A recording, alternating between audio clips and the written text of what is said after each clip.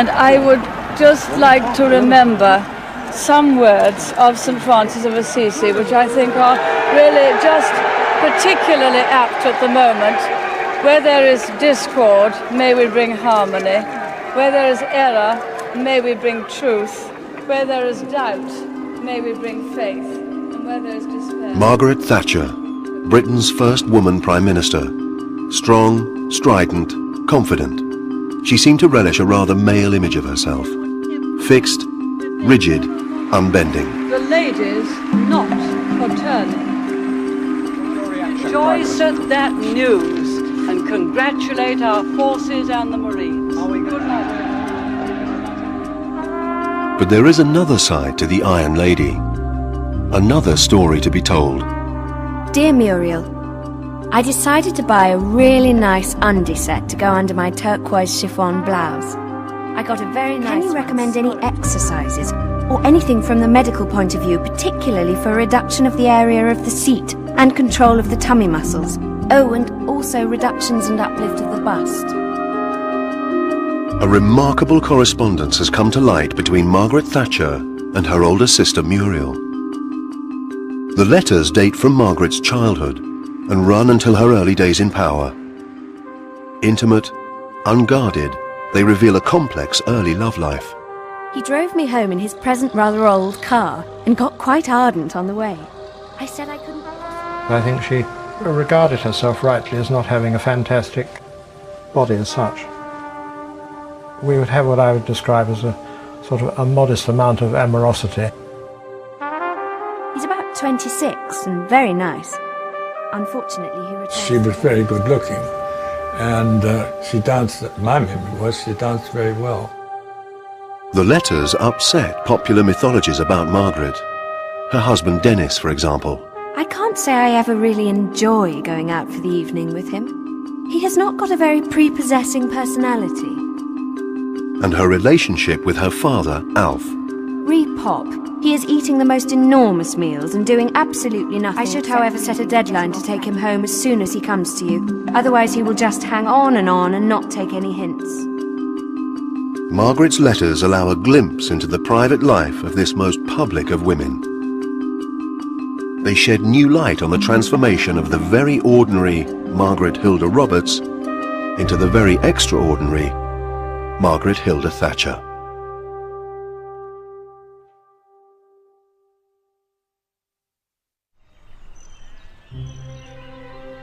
Tony hired a car and we drove out to Abingdon to the country inn Crown and Thistle.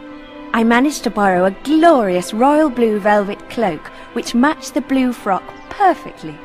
Tony had a spray of 8 orchids sent for me from London. So with the front part of my hair piled up on top, Jean and Mary said I looked simply smashing. I felt absolutely on top of the world as we walked through the lounge at the Crown and Thistle, and everyone looked up and stared.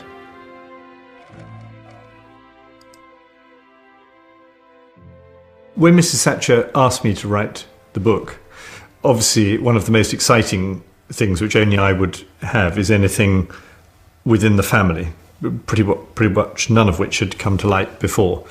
And so it was natural for me, first of all, after speaking to Mrs. Thatcher and Dennis, to go to Mrs. Thatcher's sister, Muriel. In the course of our conversation, it became clear that she had a lot of letters from Margaret. They're unsorted, I assume, therefore, not censored. And I think Margaret's pretty honest in these letters. For example, when she talks about everything to do with boyfriends and love, this is not exposing her innermost soul, but I think it's honest. I think it's telling Muriel accurately how she sees it, what she believes has happened, what the problems are, and how she's trying to deal with it. We went into the bar and had a gin and grapefruit, and then to the dining room for dinner. We had some lovely thick creamy soup, followed by pigeon and then a chocolate sweet. With that, we had moussec to drink. Moussec, in case you don't know, is a sparkling champagne.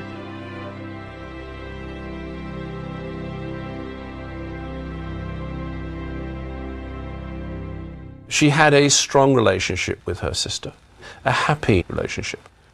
And I was always aware when she my Aunt Muriel had been in touch with my mother. Generally, it was in times of political difficulty. That was when you could be sure that there would a phone call come through, say, "How are you? Everything okay?" Fine. Muriel was 4 years older than Margaret and her only sibling. A feisty, strong-willed woman, not unlike her famous sister in character, her life was far removed from that of Margaret. For 46 years she lived here on this farm in Essex, where she devoted herself to raising her 3 children with her husband Willie. When Muriel died, her collection of letters from her sister passed to her son, Margaret's nephew, Andrew. We've got quite a lot of very nice things from the family. My mother, unlike Auntie Margaret, was a great hoarder. We have most of her letters from Margaret and from Grandpa to my mother. I would say they're very close as sisters, yes. Even though they were several years apart, you see, which one would have thought would have made a bigger difference, especially back in those days. But no, they were, although they were brought up as an austere family, they were a close-knit family. People often say to me, "Well, what's she like?" And I say, "Well, what's your auntie like?" She's just like your auntie. She was just an ordinary aunt. She always remembered our birthdays and Christmas, and she is normal, nearly. Dear Muriel, I got Daddy's present for me last Saturday. He asked me what I would like, so I said a powder bowl. He gave me £1 to go and get one, telling me to bring back the change. Got a nice one from Miss Griffin's for 10 shillings. It was very plain, just ordinary glass with a little gold paint round the top. This is Grantham, where Margaret and Muriel were born and spent their childhood. It's a small town in Lincolnshire built on the A1. A place travelled through as much as a destination in its own right.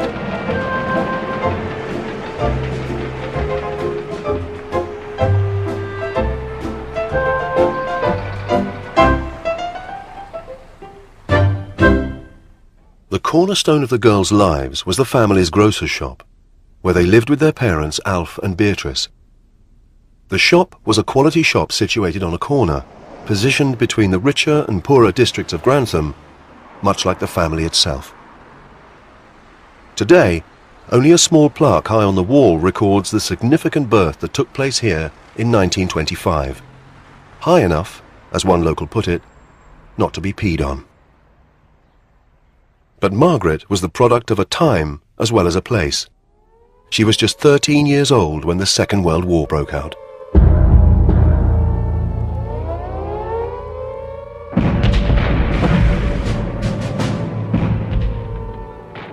The Second World War was a vivid reality in Grantham. Being on the main railway line to Scotland and having a munitions factory, it was a regular target for German bombers.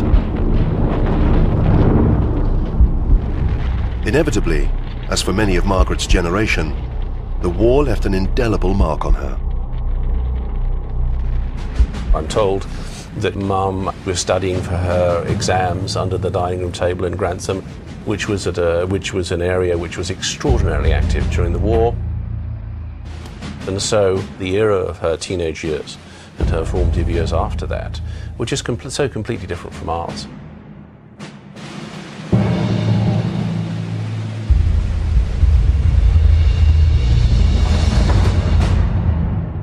For much of the war, Margaret's sister Muriel was away studying physiotherapy in Birmingham, leaving Margaret as effectively an only child.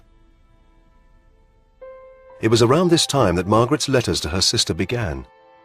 They were surprisingly never about the terrors and disruption of war, but about everyday school life. They are full of personal triumphs, often highlighted by comments about lesser achieving classmates. Dear Muriel, here are my school certificate results in detail which we got on Thursday morning. English language, C. English literature, C. General literature, C. There were rather a lot of failures this year, probably due to having Camden with us for 5 terms. General literature, C. History, C. Biology, C. French, C. Margaret's letters expect Muriel to be interested in the minutiae of her achievements, and she's quick to criticise. One poor gym mistress, for example, is... An awful old irritable thing. She had a spotty complexion, lank greasy hair, eaten cropped, wore glasses and dowdy clothes. Encouraged by her father, Margaret was a bright, hard-working, serious girl who'd won a scholarship to Kesteven and Grantham Girls' School, where she was to become a prefect and eventually head girl. Sometimes she'd line us up for dinner, and sometimes she'd take us for prep. She'd sit at the teacher's desk and do her work, and we'd all sit there and do our homework. And we never, in fact, played her up. And even though we used to chatter a lot, but we actually didn't with her. And she did have this sort of aura that we just daren't do it, I think. She had this incredible air of self-possession. That's very rare, I think.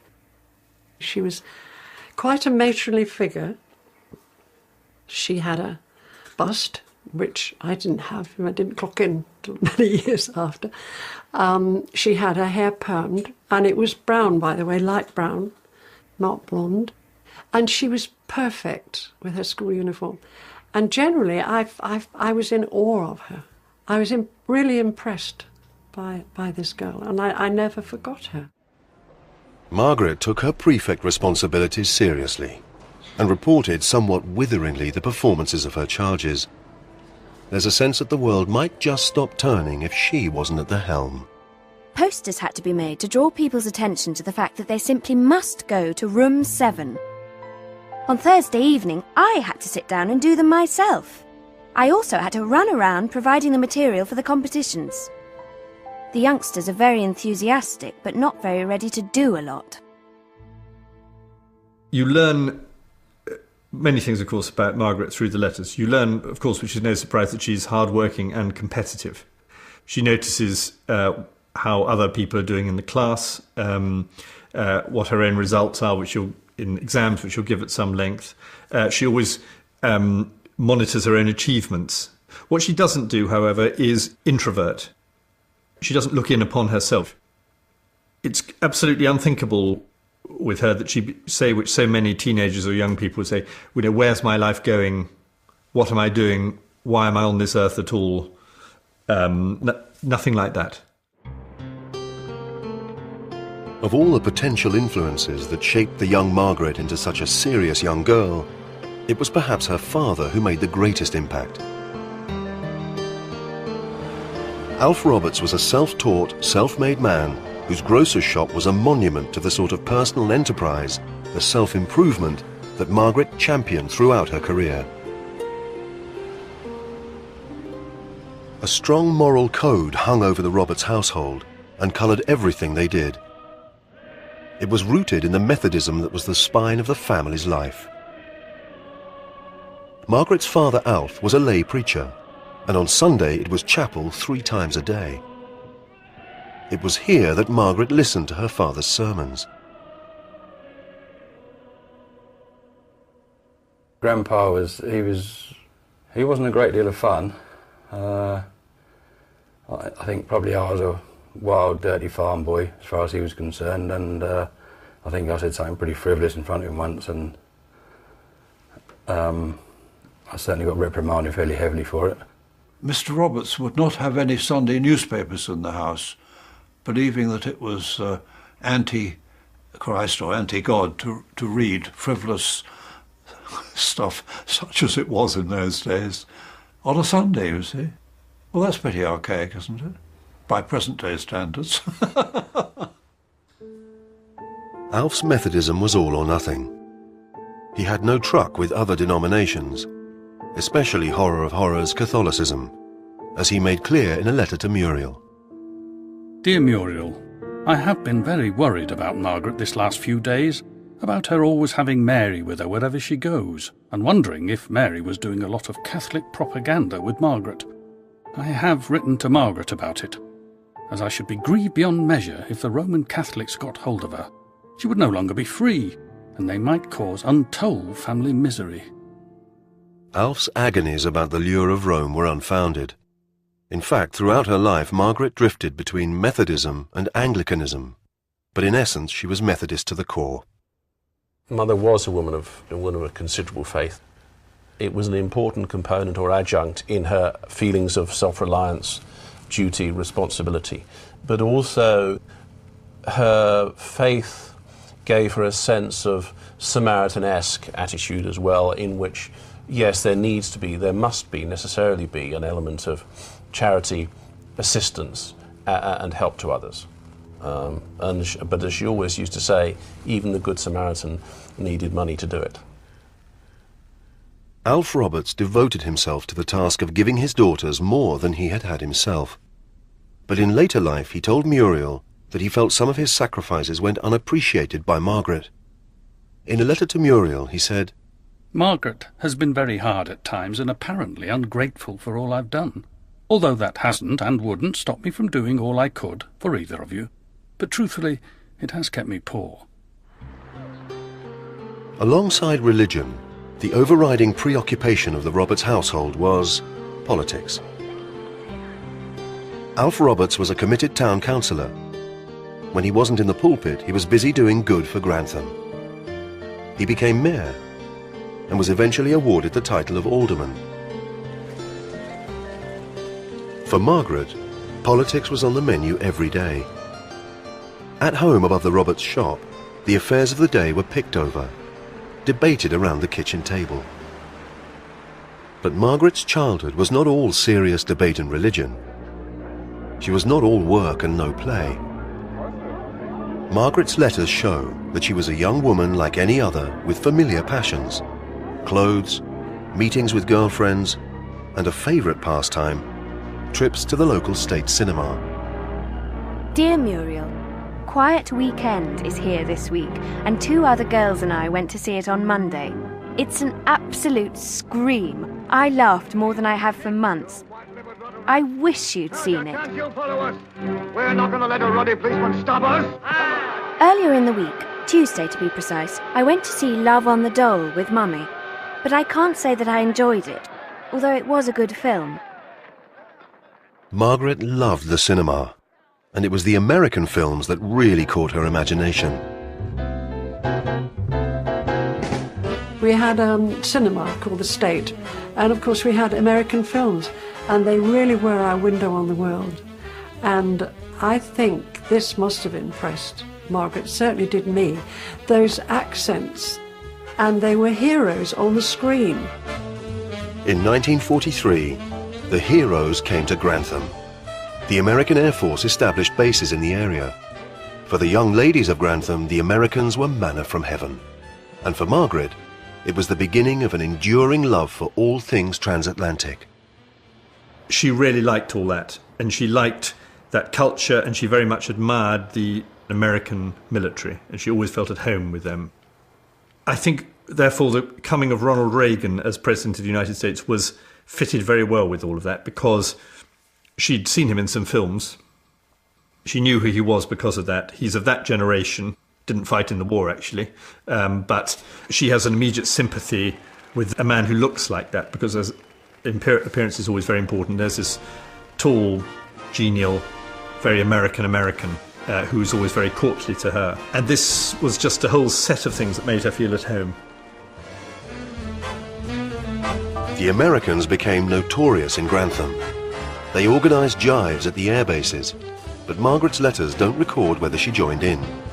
Most likely not. Her restrictive parents kept her on a tight lead. Indeed, there were almost certainly no boyfriends in Margaret's life during her Grantham years. But she was always well turned out and aware of the impact she made on others, men included.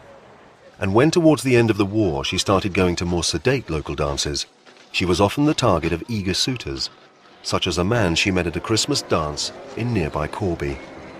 He was, I gather, a rather famous football referee, but he has done at any rate 1, if not more, cup finals. He is about 35, I should say. He wanted me to go to the pictures with him. I don't want to go around with a man of his age. And when I just vaguely mentioned the fact at home, Daddy said, "No, of course you won't," in a very final tone. In fact, Margaret always had a taste for the company of older men, whatever her father Alf's protestations. But although much is made of her relationship with her father, Far less is said or known about Mrs. Roberts. Grandma was just a quiet, very supportive person in the background, really. Yeah, very much her husband's second fiddle rather than a noisy type. Beatrice Roberts came into her husband's life through Methodism and was the daughter of a cloakroom attendant at Grantham Station. As seamstress, she was neat and tidy as a tailor's pattern. Margaret's letters to her sister suggest that Beatrice, far from being a non-figure in her life, a quiet absence, had a sort of censoring presence, a drain of the spirit. I have decided that maroon would be the best colour for my wardrobe, as I am having that pinky dress made up. I haven't told Mummy and Daddy about it, as I'm sure that Mummy, at any rate, would find it very extravagant. Muriel candidly described her mother as a bigoted Methodist and admitted the two girls were not close to her. Indeed, a footnote in a letter from Margaret to Muriel shows how the distance between the girls and their mother was even of concern to Alf. P.S. Daddy did wish you would find a nice fellow, as if anything happened to him, you wouldn't get on with Mummy and so wouldn't have a home unless married. He said this was his biggest worry at the moment. Mrs. Thatcher didn't like talking about her mother, because I think it was hard for her to combine two things which she genuinely felt. One was respect and affection, and the other was this boredom, really, and a bit of guilt as well, because she never actually had an engagement with her mother and had sort of interesting conversations with her and sort of enjoyed her company.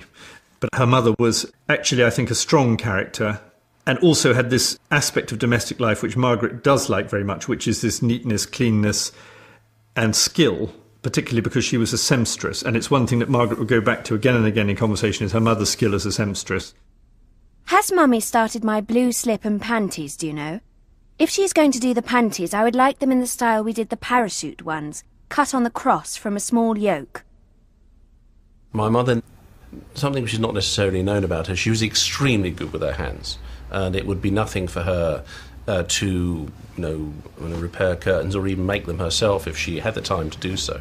I certainly remember on a couple of occasions she turned her hand to that, and quite successfully. So from that perspective, there was an element of self-reliance, if you will. Thrift would be, I think, the word that comes to mind.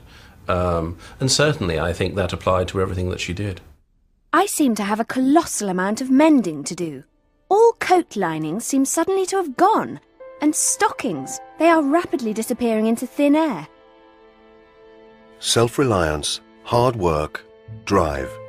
These were characteristics of the young Margaret. And aged just 16, she'd already formed a confident vision of her future. Dear Muriel, Daddy does not like the idea of medical at all, but I'm taking biology, chemistry and maths main with French subsid. The next idea on the list is to go to university and take a science degree, then sit for a civil service exam for posts abroad. A degree is necessary for this for a woman. I think this is a much more modern dress. I think these were new in my time. I think those were the old ones. Those are the very old ones. Margaret's drive and ambition and stamina for hard work brought her academic success. She appreciated her school and its role in her triumphs. And when she accepted a peerage, it was the name of the school that she took, Baroness Thatcher of Kesteven, not the name of her hometown, Grantham. Indeed, by the age of 18, Grantham was pretty much done for her. She'd won a place to study chemistry at Oxford University.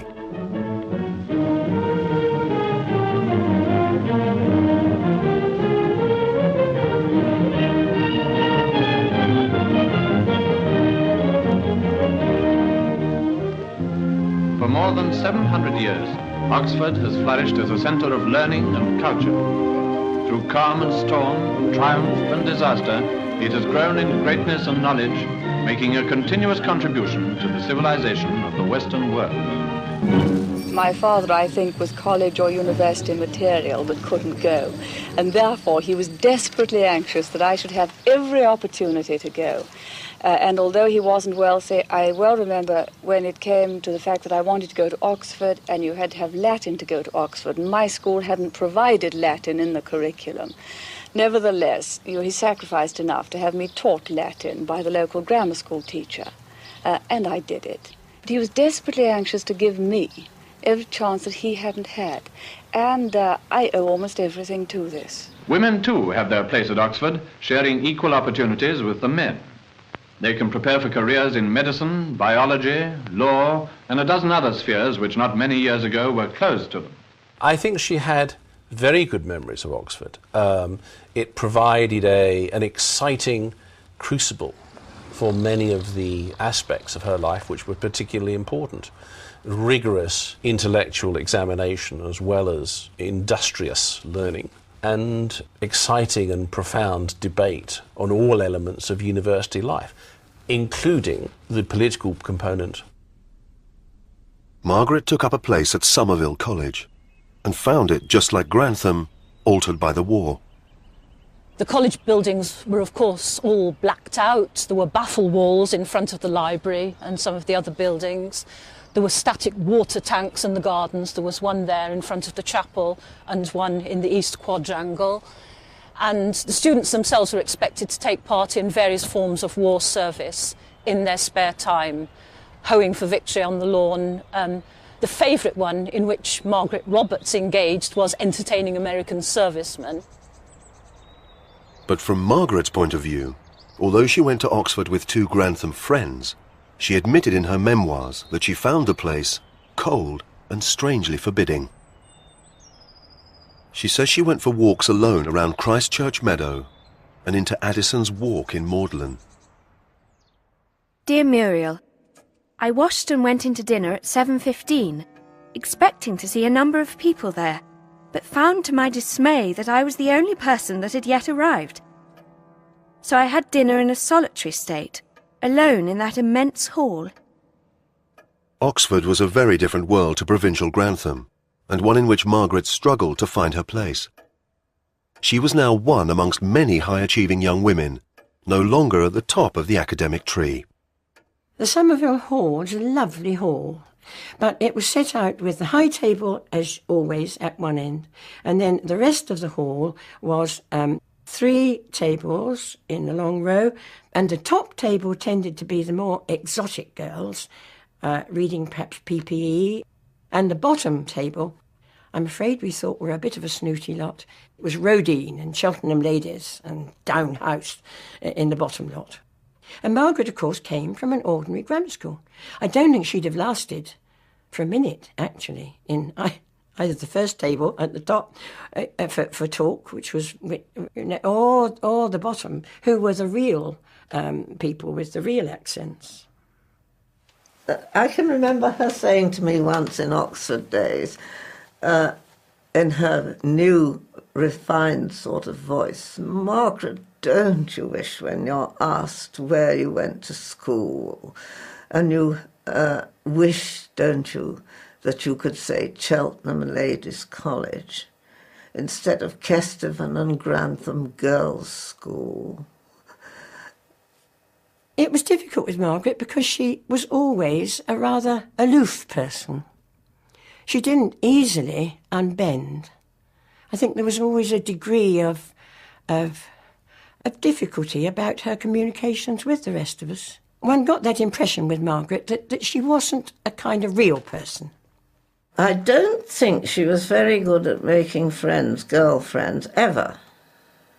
Right through her life, not many. If Somerville failed to provide Margaret with friendships, perhaps it was in part because it was considered an overwhelmingly left-wing college. Hardly a marriage made in heaven. But just along the road was the antidote, the Taylorian Institute, meeting place of the university's Conservative Association. The association would gather there and often dine opposite in the rather grand Randolph Hotel. Smart places, both of them, and a long way from Grantham. Margaret signed up enthusiastically, and the Oxford University Conservative Association, or AUCA, became her home. Dear Muriel, as regards Conservative activities this term, I gave my paper on agricultural policy, which was a staggering success. Also, I went to a number of Conservative study groups, as well as the regular meetings on Friday nights and committee meetings, etc. We're joined by this delightful, very active girl who knew exactly what she was doing. And she's very focused. And she knew her politics inside out, whereas we were rather thrashing around. Edward Ball, of course, was tuned into politics already, but the rest of us were complete beginners and learning as we went along. But Margaret really knew what she was doing and was totally focused. Oxford brought Margaret face to face with the country's aristocracy, many of whom shared her conservatism. She got on easily with them, so much so that when the Duke of Buccleuch became aware that Margaret had financial difficulties, he organised a whip round and bought her a bicycle. Well, she's very active and actually distributing our leaflets. She'd go off on her bicycle with her basket and go to the sort of places you wouldn't dare go to nowadays. You wouldn't let your daughter disappear into the dark alleyways of factories and other places. Anyhow, she went off, as brave as could be. But more than just the chance to hobnob with the odd duke, the University Conservative Association opened up a whole social life for Margaret.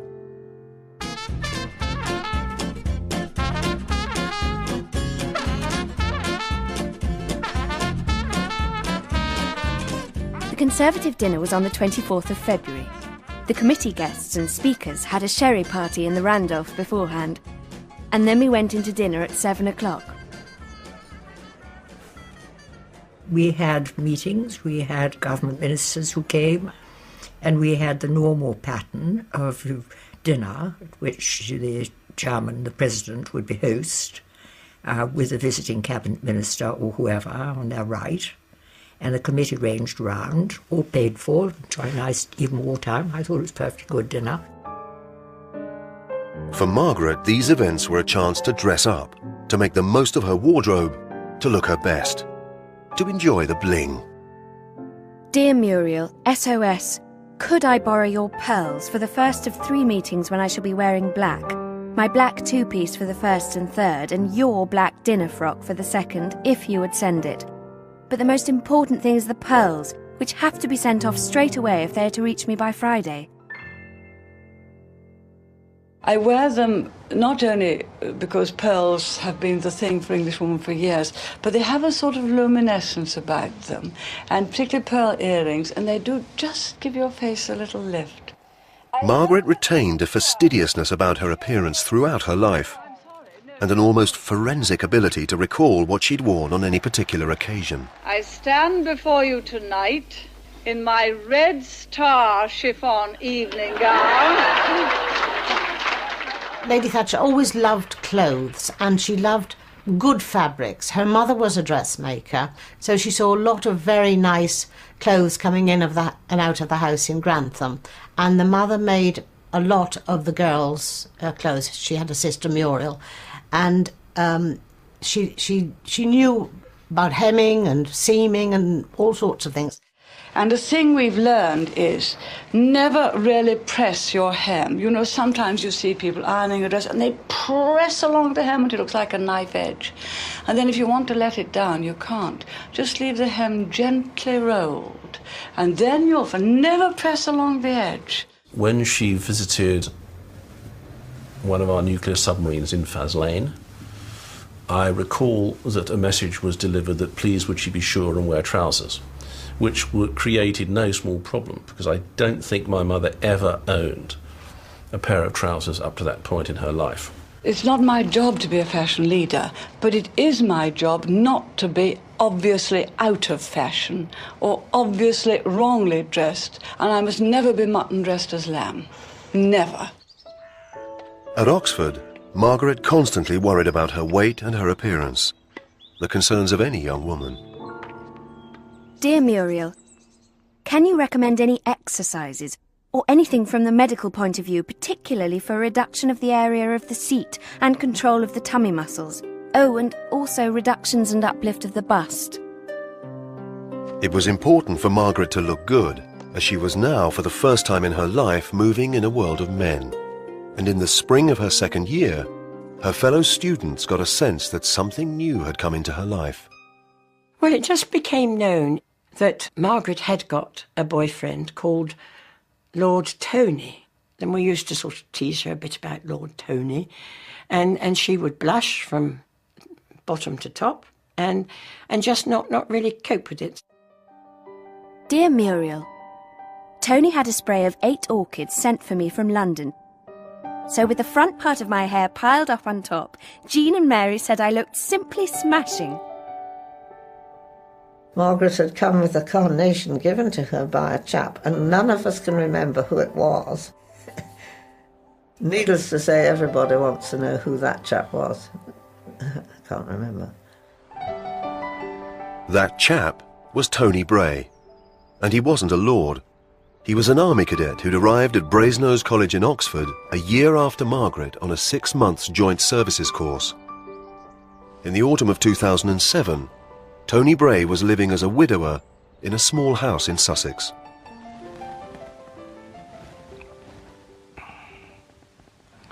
That's more one I would recognise.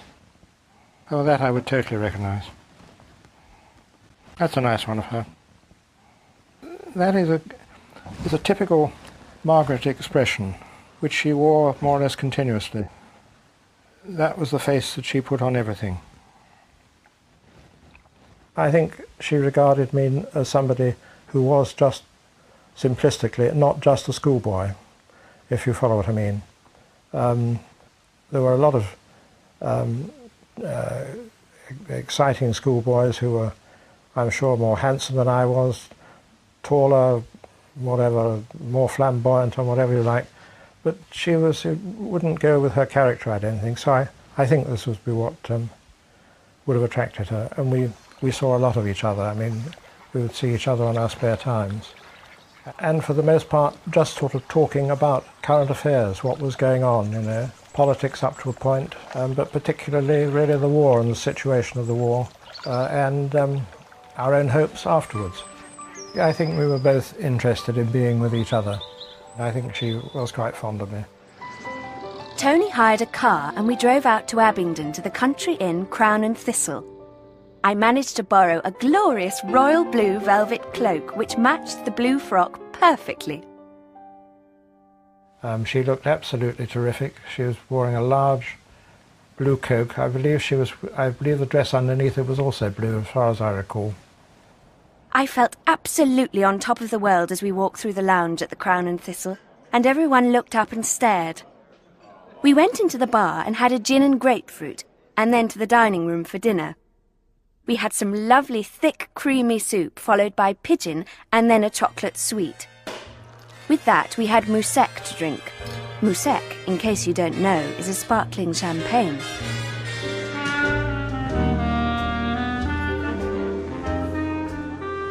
If I can be immodest and say we were both good dancers, and so we thoroughly enjoyed dancing with each other. And I think we probably monopolised each other's evening very firmly and very successfully, and she didn't seem to mind that at all. We then drove back to the Randolph and got there at about 9:15. Things were in full swing by this time. The ballroom was marvellously decorated, and all the lighting was done with huge coloured lamps operating from the balcony. There were 2 other Conservative couples there whom we knew rather well, so we teamed up and had a thoroughly gay evening. It sounds extraordinary in this day and age, but for the most part we just sat in our rooms and talked. We would have what I would describe as a sort of a modest amount of amorosity, for lack of a better word. I think she was slightly self-conscious about her size, and because she wasn't a small person, I mean, she was a well-built, buxom person. I think she regarded herself rightly as not having a fantastic body as such. But nevertheless, she could outthink every airhead there ever was around, really, without even raising her temperature in her brain at all, I should say. She invited me to spend a weekend with her family up in Grantham. I remember it was a little corner shop that she had there, and I remember a lot of steep staircases and was given a lovely room and all the rest of it, and looked after quite well royally by her mother and her father. I mean, I enjoyed doing that, but I didn't allow it to weigh too heavily on my mind, if you understand me. Soon after the Grantham visit, Tony's Oxford days were over. He left for army training in Dorset. The couple corresponded for a while. Tony sent Margaret this inscribed photograph of himself in military uniform. But then the letters stopped. I didn't feel beholden to write lots of letters. I think I wrote 1 or 2 letters to her. She, I think, was quite interested in me because she wrote my parents, I know, and was sort of wondering what the score was. I think it just sort of faded away. I think I found other young ladies who were very interesting after the war, and so we left it that way. As Tony faded away and the war ended, Margaret was left alone at Oxford. She busied herself with politics, becoming president of the university's Conservative Association. Her letters didn't dwell on the Tony affair at all, but it was undoubtedly important to her. She took the relationship seriously, as being a serious-minded young woman she would. You can't imagine her just mucking around. That would never have occurred to her. And the relationship had a physical aspect. They kissed one another and cuddled one another, and by Tony Bray's account, she was very keen on that, though he thought not experienced. He thought, I think rightly, that he was the first man. They didn't sleep together, but all this was a sign of her seriousness. She wouldn't have just been playing. And I think it had an effect on him which she didn't desire, because it put him off to some extent. Because I think he realised, first of all, that she was more serious than he wanted. Secondly, that her parents were lower class than he. And thirdly, that the whole thing was just a bit too much, really. At this historic ceremony, the public orator proclaims the achievements of those whom Oxford is honouring. Margaret graduated from Oxford in 1947 with a second-class degree in chemistry. She was now part of the country's graduate elite. Oxford did give her the springboard that she required, and it gave concrete form to the ambitions which were always there in her character. And it taught her a lot about politics, and she met famous people who were already adult politicians who came to speak at the university. And she became a more sophisticated person.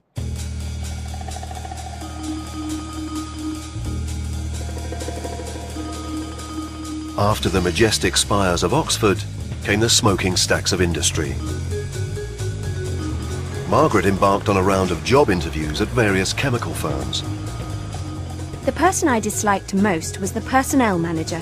He was a slimy creature, not at all suitable for his job.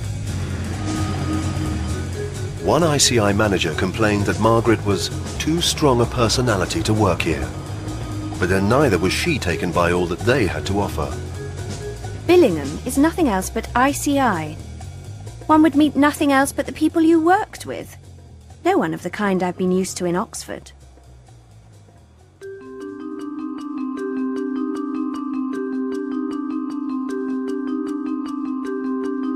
Eventually, after 3 or 4 interviews, in the late summer of 1947, Margaret took a post as a research chemist at BX Plastics in Manningtree in Essex on the River Stour.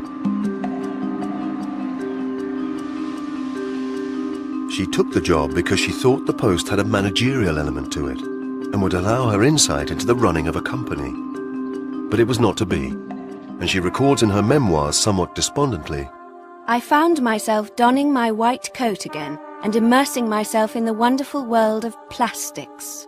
The whole thing failed to inspire her greatly after the thrills and high life of Oxford. The elated letters to Muriel about balls and dances with Tony Bray gave way to more mundane matters, with a familiar dash of impatience. The wear and tear on clothes of all kinds is terrific in industry. By the way, have my shoes come back from Uddles yet? I've asked that in every blessed letter I've written, but not a word about them have I received in any reply. In truth, The idea of working as a chemist never excited Margaret. She took the Manningtree job because it allowed her to be close to London, the heart of politics, and where she hoped, one day, she might be able to study for the bar. Meanwhile, although Margaret had been bruised by her first boyfriend adventure in Oxford, finding a man remained high on the agenda. A fellow lodger, Teddy West, occasionally took her to the cinema. On Saturday evening, Teddy West and I went to the flicks. By the way, can you scrounge a packet of cigarettes to bring up for him? He buys me so many odd drinks that I like to toss him an odd 26 now and then. But Teddy wasn't destined to be Mr. Right. If I do go out with Mr. West, we only go for a drink or something that doesn't demand any dressing up. And he doesn't dance. Teddy soon disappeared from the correspondence, only to be replaced by Brian Harrison, a leading member of the local Young Conservatives.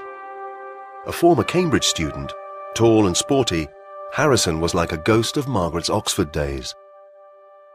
She was very good looking, and consequently one did remember her.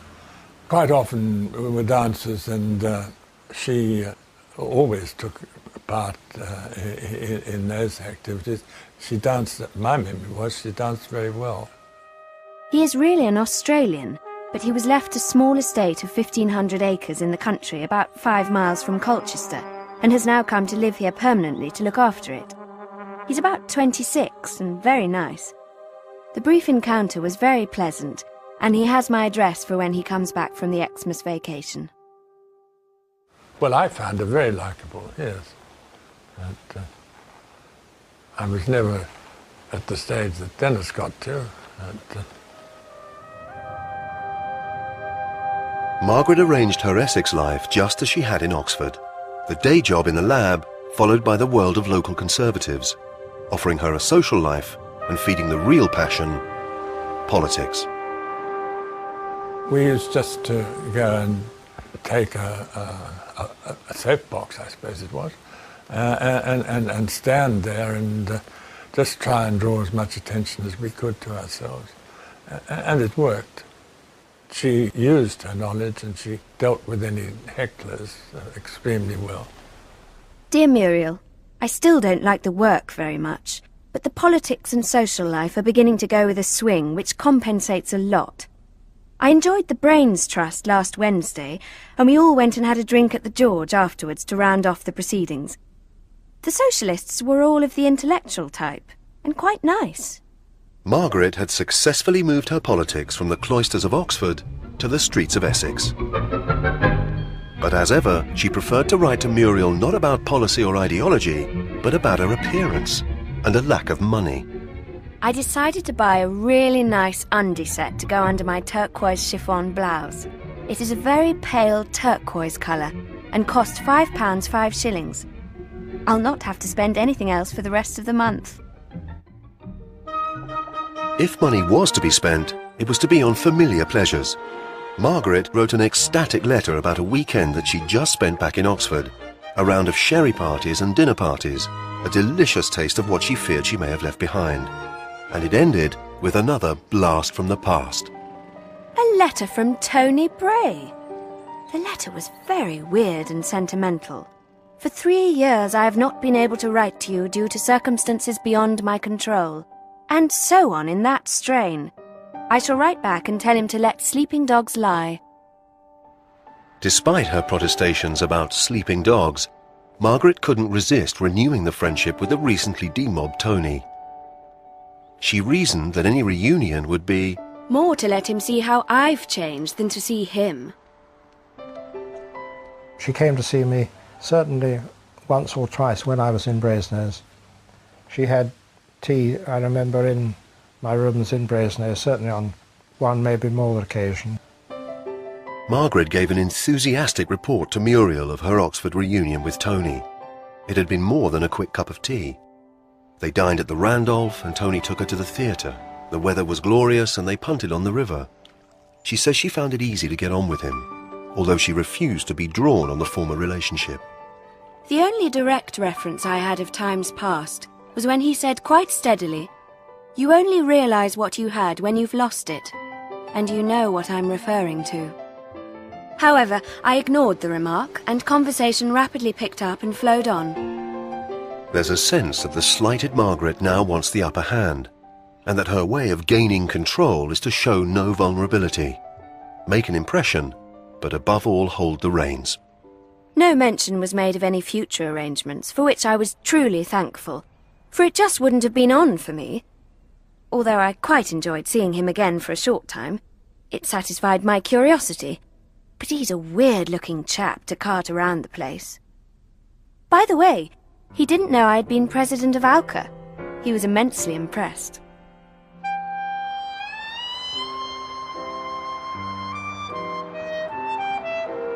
But in September 1948, Margaret met Tony again, this time for a date in London. I was wearing my blue frock and little blue hat, little fur jacket with all wine accessories, and I forgot to mention he presented me with a spray of pink roses. The London meeting was described effusively to Muriel. Tea at Fuller's in Regent Street, a trip to see Carissima at the Palace. During the interval, we went and had gin and vermouth in the bar. Tony had booked dinner for 9 o'clock at Kettner's, quite a fashionable West End restaurant. I really enjoyed the evening very much, though I wouldn't dream of re-striking up the association with Tony. They did see each other again, but as before things petered out, until over 20 years later, this time at the House of Commons, where Margaret was now Shadow Environment spokesman, one final meeting took place.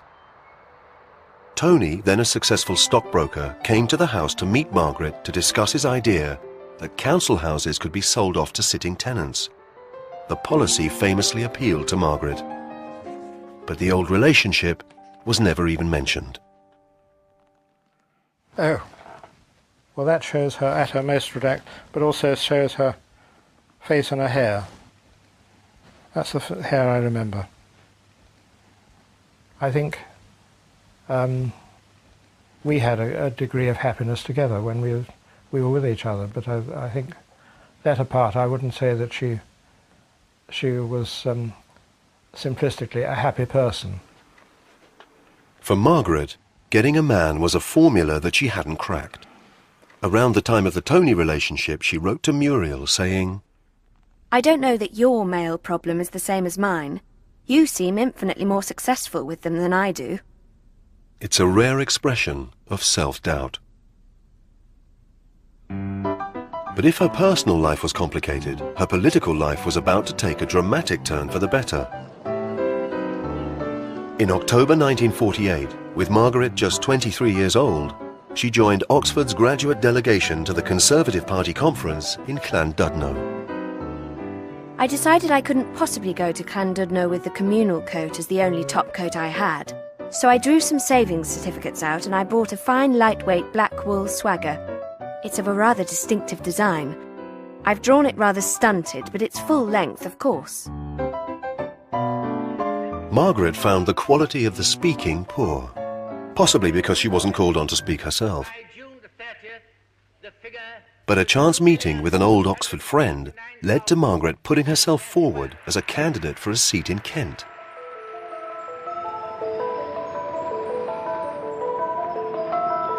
Dartford was an industrial stronghold, a safe Labour seat with an all but unassailable majority of 20,000. The young Conservatives referred to some of the town's housing estates rather dauntingly as Little Moscow. This, of course, was where Margaret was such a gem when she first came to us, because she instilled into us this idea that if you had the courage of your conviction, you could do anything. She wasn't out of the ordinary, she was just exciting. Margaret's charisma won her admirers not only in the local Conservative Party, but in her private life.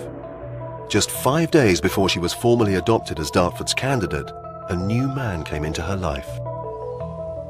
He's about 35 and has a kind of naivety that only a Scotsman can have. I expected to be bored to tears, but in fact he was really rather sweet, with quite a sense of humour.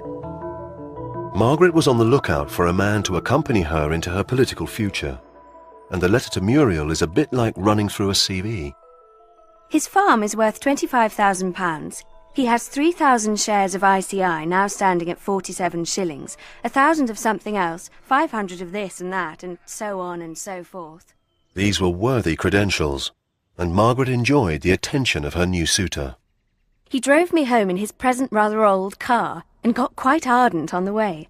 I said I couldn't possibly fix another definite date, so he's going to phone me. The funniest part is that although I've been introduced to him twice, I can never catch his name and still don't know it. The farmer's name was Willie Cullen, and he was to figure greatly in Margaret's life. History doesn't record whether he was amongst those listening to Margaret 5 days later at the meeting that put the seal on her selection as Dartford's new candidate. But in the audience was another man. When the meeting was over, I went back and had drinks with the people I'd been dining with, a Mr. and Mrs. Soward. A co-director of his, a Major Thatcher, who has a flat in London, age about 36, plenty of money, was also dining with them, and he drove me back to town at about midnight. Dennis Thatcher, a former officer mentioned in dispatches, had his own prosperous paint company.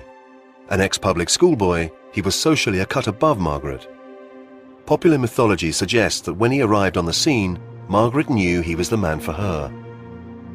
But references to Dennis in her letters show that that was certainly not the case. Not a frightfully attractive creature. Very reserved, but quite nice.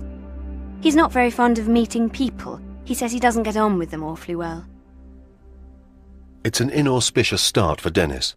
The Scottish farmer seems to be in pole position. Margaret's comments about him being chalk from cheese in comparison to the choice of words used for Dennis. He is awfully sweet. I'm getting quite fond of him, and a very welcome relaxation.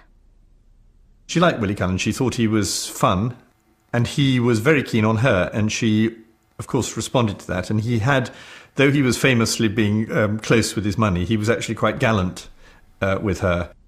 But bizarrely, however fond Margaret declared herself to be, in the same letter she was explicitly saying that this relationship was not for her, and that her sister, Muriel, might like to step in. You had better come down here some other weekend to meet the current boyfriend. By the way, he will never become your brother-in-law, though I have high hopes that he may be mine one day. Whatever Margaret's intentions with Willie, he was ready to introduce her to his family at a dinner party at his home, Fulton Hall. But the evening sent shivers down Margaret's spine. It was a close-up view of a world she didn't wish to make her own. The wives are typical wives. They know of domestic matters and nothing else. I stayed with the men after supper talking about many things, and when William suggested that maybe we ought to join the ladies, David, a farmer friend, said in a rather contemptuous fashion, "Why? They don't talk politics or anything else in there."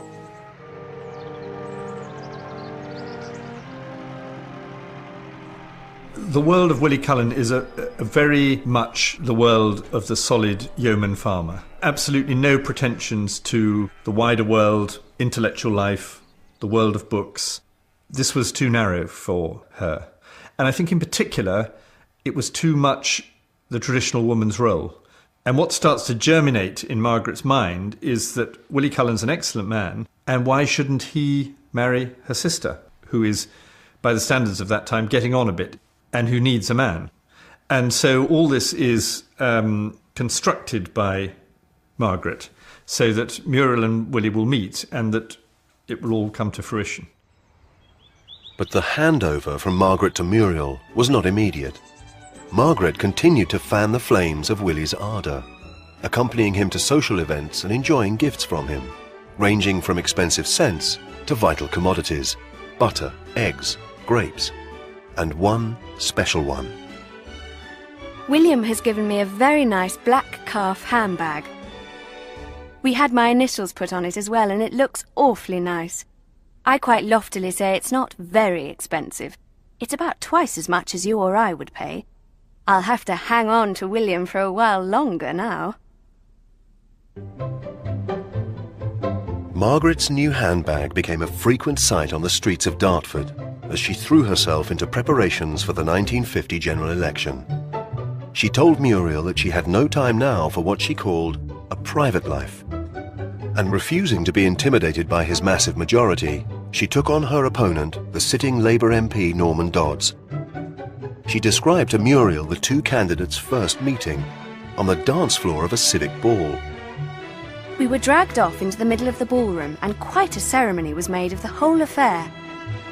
Mr. Dodds said he was very sorry I was an opponent. He then publicly asked me for the next dance.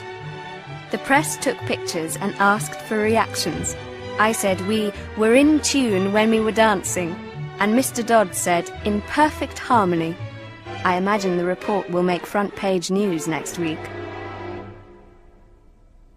Away from the dance floor, Margaret's campaign was based on stirring patriotism, and she was impressive in public debate, thorough in her preparations.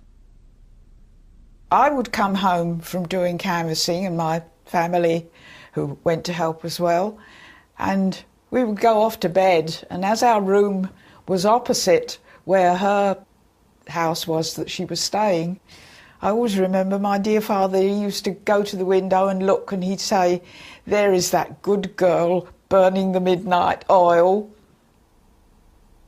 Whilst Margaret was burning the midnight oil, the future of her liaison with Farmer Willie had been left hanging. It needed resolution. His introduction to Muriel finally took place, and Margaret now reassured her sister that the field was clear for her. I shan't marry Bill, for though very fond of him, I am not in love with him, and a marriage between us would falter after 2 or 3 months. I think they both realised they weren't for each other. She alerted my mother, if you like, to the fact that she'd met this Scottish farmer and that she might suit him more than her. And mother was quite happy to live a country housewife type of existence. Margaret's instincts were right. Muriel and Willie hit it off. But despite the deal with Muriel, Margaret must have carried on seeing Willie, because when she writes enthusiastically to her sister about a new doctor that she's just met while visiting a Dartford hospital, Willie is clearly still on the scene, and apparently still in the hunt. I told Willie I'd met a doctor who impressed me very much, and he wrote back and said, was I giving him a hint to get out? In the same letter, Margaret also mentions Dennis. 3 horses now lined up for the same race: the farmer, the paintman, and the doctor. Margaret's quest for Mr. Right was becoming a bit of a soap opera. But in January 1950, one of the candidates was finally to be eliminated. The sisters' conspiracy was to be resolved. I have written to William in the vein I told you. We are meeting in London on Saturday afternoon to talk over the various aspects of We Three, and it will then be broken off between he and I, for good and all. Hope you approve. But before Margaret had even made it to the postbox, the phone rang. It was Willie. The couple talked, and Willie was finally and conclusively dumped. It merited a quick postscript to Muriel. P.P.S. I told him from henceforth that I would, in law only, be taking a sisterly interest in future. He seemed quite satisfied and is quite pleased at future prospects. That was that. And astonishingly, only 6 weeks later, Willie and Muriel were engaged to be married. Margaret immediately began designing her own dress for the big day and handed out advice. Don't worry about the pre-wedding jitters. Fee Miller says everyone has them. I think you should have a headdress with a little blue shoulder-length veil, as otherwise folks won't know bride from bridesmaid.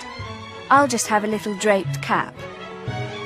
The engagement was announced in the Telegraph, and Margaret rejoiced. It gives the stamp of certainty to the whole affair.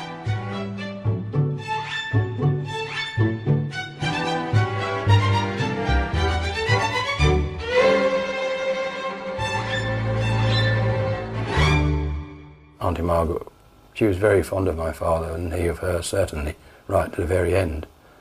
I would have said they were more like friends than they were like relations, if that doesn't sound silly. It was a better relationship than one might have with one's sister-in-law. Margaret fought her first general election as a Conservative candidate on February the 23rd, 1950.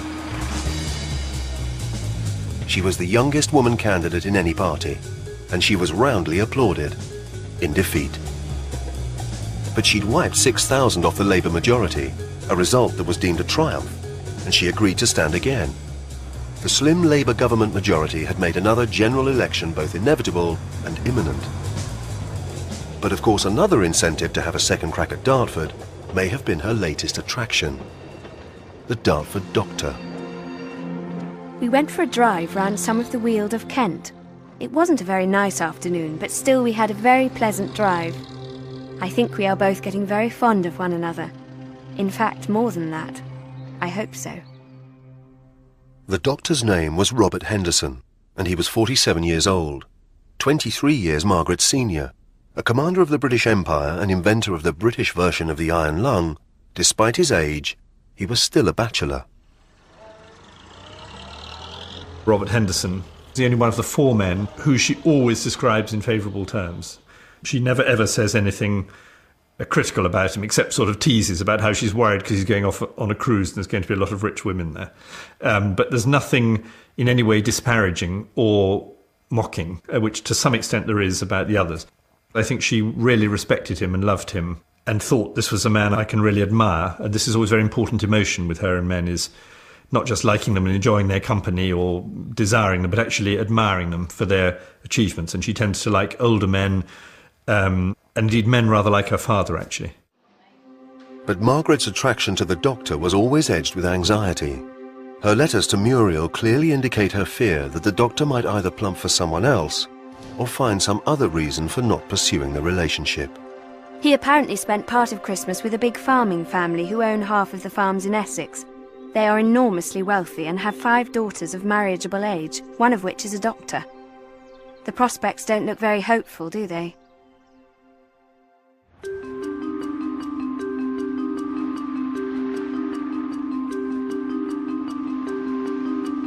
In May 1951, Margaret took a flat in London. This was a key decision in her life. It allowed her finally to enroll for the bar and pursue her legal ambition. My goodness, there's a lot of work to be done, and it will come terribly expensive. Expense was an issue, for the rented flat had to be transformed into a home suitable for Margaret's intentions. For the first time, now aged 25, she would be living alone and be able to entertain. Flat progressing slowly. All curtains are up, but lounge ones will have to come down. The builders have been in, and I can now get on with the kitchen. I have undercoated the walls, and I'm going round tonight to put on the woodwork will have to be painted, cupboard doors, etc. But no amount of work was ever too much for Margaret. The DIY was crammed in around constituency duties. I'm canvassing twice a week, which is taking up quite a bit of time. It doesn't look as though things will ever slack off. With the flat secured, Dennis Thatcher was an occasional caller. But he clearly still wasn't making the impact of a future husband. I can't say I ever really enjoy going out for the evening with him. He has not got a very prepossessing personality. In the same letter, Margaret reserved her compliments for the Dartford doctor, Robert Henderson. Tonight, Robert is coming up, and we are going out for dinner. Last time he came, I cooked a slap-up dinner, 4 courses, just to show him. But despite all Margaret's hospitality, her worst fears about the doctor came true. Just 3 months after the move to London, the relationship was broken off and the doctor disappeared altogether from Margaret's correspondence. According to her father Alf, Margaret was very upset. I don't think it's completely possible to tell from the evidence exactly what brought the relationship to an end. But I think I can say pretty confidently that he did not terminally reject her, because if he had, she would not have spoken to him again. Her pride would have been hurt and she would not have wanted to go near him. In fact, Margaret did keep in touch with the doctor, but it was a practical matter that led her back to him.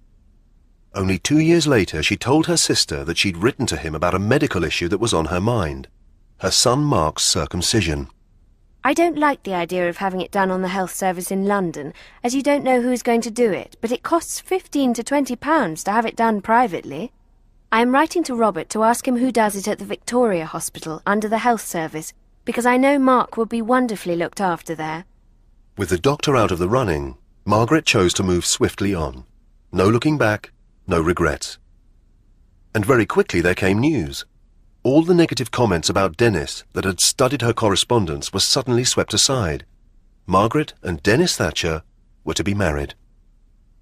Mrs. Thatcher, though she is in many ways a romantic person, is also a practical person, and she's got to get married. It's part of her whole life plan and expectation. But in her particular case, it's also this need for it to fit with wider ambitions. So it's very important to marry someone ideally older and better off and settled in life. And suddenly there it is. Though undoubtedly genuinely fond of him, I think her decision is not really a romantic one. This is the right man and the right time. And suddenly she sees it all coming into place. Despite the fact that Dennis was a divorcee, Margaret's preacher father Alf was ready to welcome him as a son-in-law. He is an exceedingly nice fellow. Also, of course, very comfortably situated financially. He owns a 1948 Jaguar and also a Triumph, but is wanting to get a Jaguar Mark V. History records Dennis as the rock in Margaret's life. He acted as consort, faithfully strapped into the passenger seat. He was robustly right-wing and right from the start was there to shore up her beliefs and aspirations and performances. They're going to see if Dennis does his share of the washing up.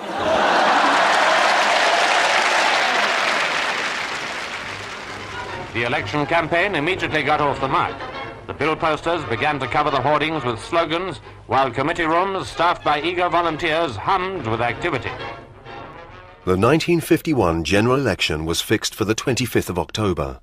It was time for Dennis to make his first tentative steps into public life. He came out to bat for his new fiancée, turning up to support her in his Jag, and allegedly having to be restrained from tackling hecklers. But for the moment, the couple's engagement was kept secret. As a divorcee, Dennis could lose Margaret votes.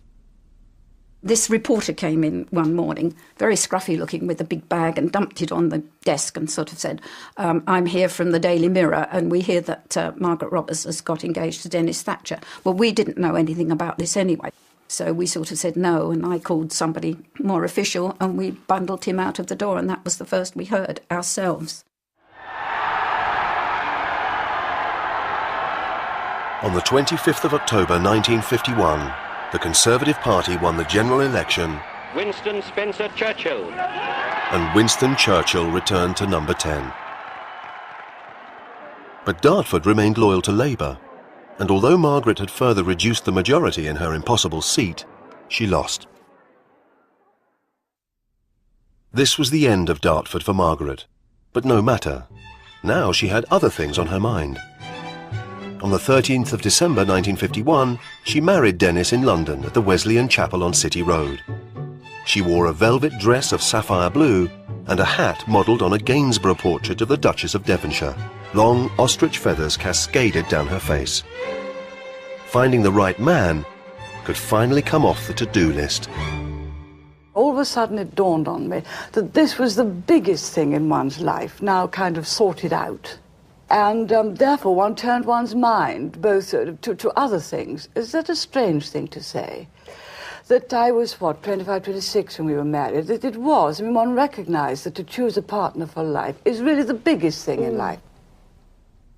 Dennis proved to be a good choice for Margaret. Their marriage was happy and sustaining. Her instincts had been right, and she never regretted, publicly at least, her choice of the outsider in the marriage stakes. I suspect actually that she was in love with Tony Bray, but this is so early on in her life that this is really the first experience of love and just the excitement of being in love. And so it would have seemed dramatic to her, but in some sense it wasn't serious, or it was the practice for later. With Willie Cullen, I think there was real affection, enjoyment and some attraction, but not deep love.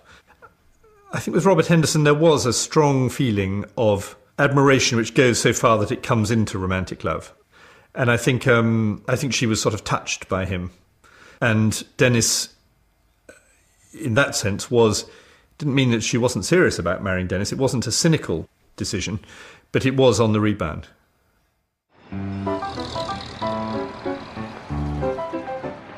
The newlyweds spent their wedding night in luxurious surroundings that Margaret wholeheartedly approved of. The Savoy is a wonderful hotel in London. You just press a bell and a valet or maid or waiter appears. Then it was off on honeymoon to the island of Madeira, where just 20 minutes after arriving, Margaret wrote to her sister with her impressions. Some things that the natives think wonderful are very second-rate to us. Some of the people with us are very nice, but some are rather tatty tourists, Jews and nouveau riche. Back in London, Mr. and Mrs. Thatcher moved into Dennis's Chelsea bachelor pad. Unsurprisingly, Margaret enjoyed making her new home and the social opportunities that came with marriage. We are giving our first cocktail party a week on Monday, when we have invited 50 people to come. 8 of them are MPs, so we may have a number of last-minute refusals for unavoidable reasons. Margaret started her law course in London and continued to attend political conferences around the country. In fact, she became so busy that less than 4 months into married life, her father Alf wrote to Muriel saying, "We had a letter from Margaret on Saturday morning, obviously scrawled in great haste, but it appears that, if anything, she's busier now than before marriage with one thing or the other." But there was always room for more in Margaret's life. And in June 1952, she contacted Conservative Central Office, wanting to have another shot at becoming an MP. After the 51 election, she didn't quite know what to do. She tried 1 or 2 marginal seats, and they turned it down. The cry in those days, we want more women candidates, we want more women MPs. But it always turned out when you went to a selection committee, they'd say, well, this is an industrial, or this is an agricultural seat, and women are not quite right. But before Margaret could find a constituency that was ready for her female talents, her plans were scuppered by pregnancy. On the 15th of August 1953, Margaret gave birth to twins Mark and Carol. It was a turning point in her life. And I remember looking at these two and thinking, now, this is fantastic. Now, if I'm not careful, I'm never going to make an effort to get back to a sort of intellectual pursuits. I'm just going to be so overcome with this that I'm not going to continue with the law or politics or anything. And I really ought to be able to do both. England was certainly making a good start, but with his score at 37, May was... Dennis knew nothing of the birth of his children until he got home from a day's watching England take on Australia in a test match at the Oval. And the first day's cricket ended. And before Margaret had even left the maternity ward, she'd arranged to go ahead and take her bar finals. She passed them when the twins were just 5 months old, and she was still only 28. She was now juggling 2 worlds to the best of her abilities. Dear Muriel, thank you very much for the vests and romper suits. We have always operated on the minimum number of vests, 7 especially as they have both had a tummy bug in the last 2 days and have had to be changed frequently because of vomiting. I slept in the nursery and took over night duty, as I should have been alert all night anyway and probably have woken Dennis, so it seemed to me more sensible to let Nanny have a decent night's sleep and for me to do duty. I mean, the earliest memories I have of my mother were her coming home in the late afternoon and then just getting on with whatever had to be done in the house. And that generally will have evolved beginning to cook dinner or something like that. Yes, certainly she was committed to, when Mother was there, she was fully engaged in all elements of running the home. She was quite determined always not to be chained to the house. And she felt bad about it, and she knew, though she wouldn't quite put it this way, that there were consequences, that it was less happy for the children than it would otherwise have been. And she would, in old age, say that sometimes that she'd got that wrong. Margaret chose to specialise in tax law, a pragmatic decision as it allowed a lifestyle that could fit in with motherhood. The days simply fly past. I go up to Lincoln's Inn most days for lectures and study. At the present moment I'm trying to clear up a backlog of letters and reckon I have 50 or more to write to do this. Twixt and tween us, we haven't a single free evening this week.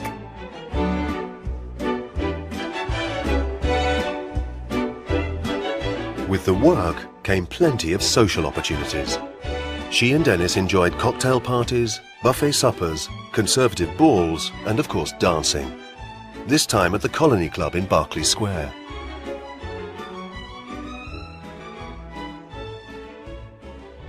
But it was around this time, with Margaret and Dennis moving in a very different world from Muriel's, that the two sisters' correspondence became less frequent. I think the relationship between the sisters definitely weakened, largely because of circumstances, because Margaret's so busy and they're not physically very close. But there is also another reason, which is some social distance.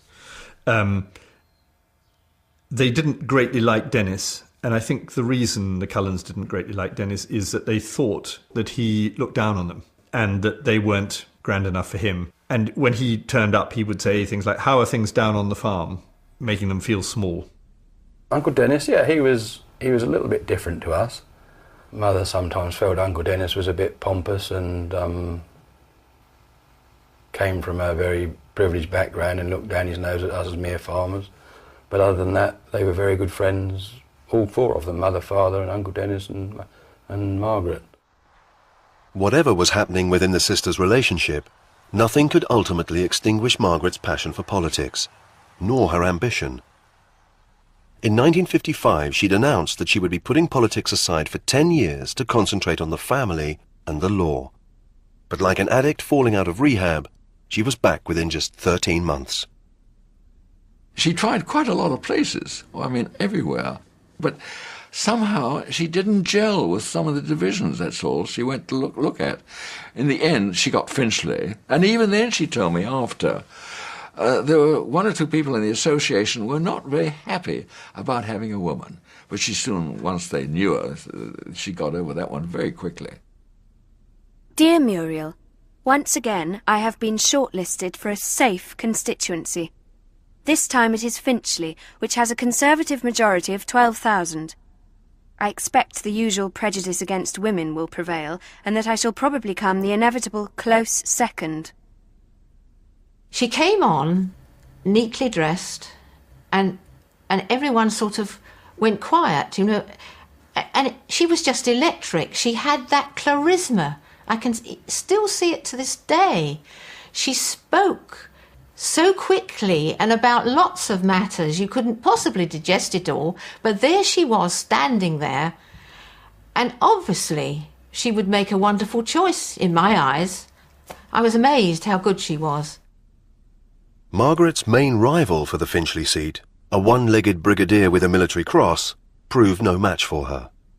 On July the 14th, 1958, she was selected candidate for Finchley. Dennis was away, not watching cricket this time, but abroad on business. He says he learned the news in a discarded copy of the Evening Standard that he read, while slightly the worse for drink, on a flight home. The Evening Standard headline was, "Tories choose beauty." We were very lucky in Finchley, I think, very privileged to have had her. And thank God we chose her, because they might not have done. They could have chosen one of the other three gentlemen, but they didn't. They chose Margaret. Trafalgar Square was the chief rallying point for Londoners who aimed to make election night a real night out, and to see the results chalked up. The general election on the 8th of October 1959 resulted in victory for the Conservative Party. In Finchley, Margaret basked in a massive majority of over 16,000. I think the earliest memory I have of my mother, funnily enough, was the day after she was elected as a Member of Parliament, when I, for some reason, walked into the garage in our house in Kent, and my father's car was just covered in stickers and photos of my mother. And I knew something was going on, and that's an abiding memory that I have. Back home in Grantham, Margaret's father was proud as punch, but realised that his daughter would now be busier than ever before. Just 10 days after Margaret entered the House of Commons, he wrote to Muriel a letter that is a premonition of how Margaret's new life will take her still further away from him. We're all getting settled down after the election excitement. We, so far, have only received a short letter from Margaret, but she says she's completely inundated with correspondence. We realise that, so exercise patience. I hope she will soon be writing to you. Throughout her life, Margaret celebrated her father, but in truth, as she grew older, she found him an unwelcome distraction. This is how she described him when he came to stay with her and Dennis soon after her mother had died. Dear Muriel, re-Pop. He is eating the most enormous meals and doing absolutely nothing except reading. I shall have to shunt Pop off on Saturday the 14th of January at the outside. Will this be all right with you? Otherwise he will just hang on and not take any hints. Just a couple of months before Alf Roberts died in 1970, he wrote to Muriel saying, I'm sorry to say I never hear anything from Margaret, either by letter or phone. In fact, I don't think I know their new phone number. And just 10 days later, in one of his last surviving letters, he writes, I still have not heard from Margaret. 8 months after her father Alf's death, Margaret returned to Grantham for his memorial service and the dedication of a lectern. Now Secretary of State for Education, she turned to her sister and complained that she hadn't been seated in a position befitting of a cabinet minister. Muriel replied, "This service isn't for you."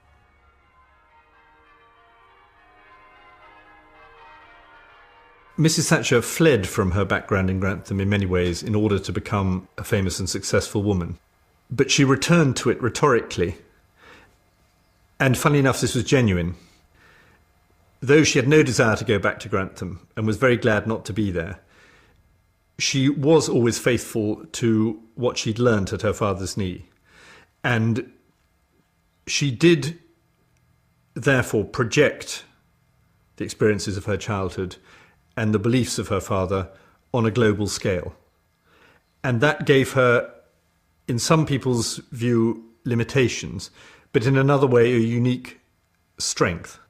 And I think people responded to that tremendous underlying genuineness and simplicity which came from those roots. His death. Now she's just coming into Downing Street now. Here comes the Prime Ministerial rover, bearing now Mrs. Thatcher as Prime Minister. It took just under 20 years for Margaret to make the journey from Finchley to number 10. The great self-improver had pulled off the greatest self-improvement imaginable, from provincial obscurity to global fame. Well, of course, I just owe almost everything to my own father. I really do. And it's passionately interesting to me that the things which I learned in a small town, in a very modest home, are just the things which I believe have won the election. Dear Muriel, Daddy does not like the idea of medical at all. But I'm taking biology, chemistry and maths. The next idea on the list is to go to university and take a science degree, then sit for a civil service exam. I must stop now, as it is time to go to Sunday school. Lots of love, Margaret. The sisters continued to see each other at number 10, on the farm in Essex, and at Margaret's latest address, Chequers, where Muriel and the family were invited. But although number 10 was the ultimate letterhead, there would be no time for frivolous letter writing now. Now was the time for the affairs of state.